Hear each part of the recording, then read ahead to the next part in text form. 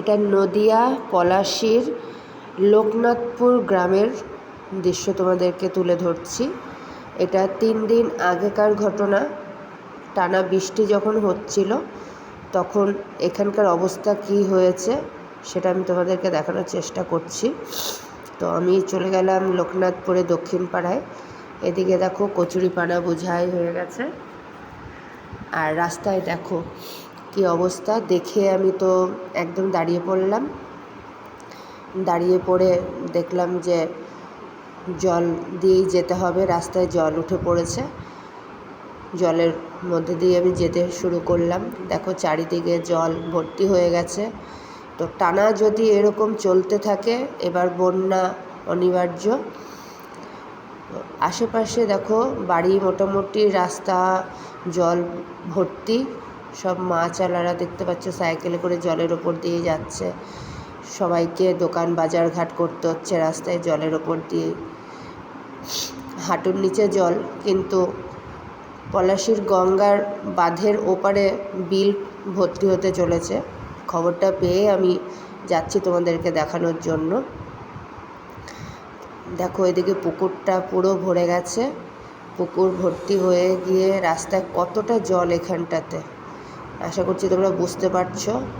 আমি আস্তে আস্তে জলের ওপর দিয়ে হেঁটে চলেছি। চারিপাশে যেসব নিচু বাড়ি সেগুলো জল ঢুকে পড়েছে। তোমাদেরকে এবার আমি দেখাবো যে আমাদের পলাশীর গঙ্গার এই তোমার কদমখালির যে বাঁধটা আছে সে বাঁধের ওখানে কতটা জল এসছে। তো এখান থেকে আমি সোজা চলে যাচ্ছি।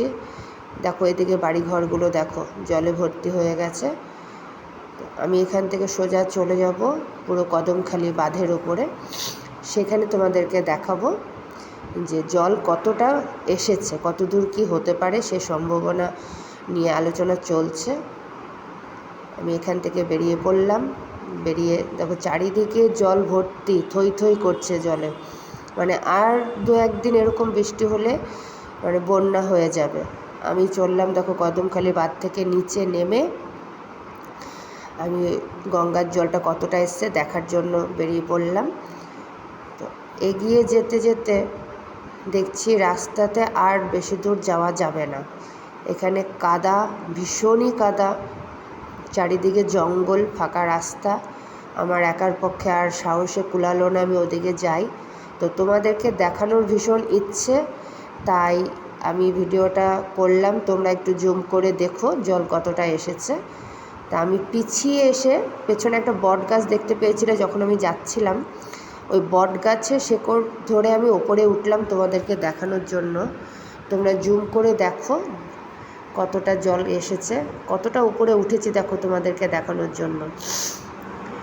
তো ওই দেখো দূরে দেখা যাচ্ছে। আমি এর থেকে আরও বেশি ভালো করে দেখাতে পারলাম না।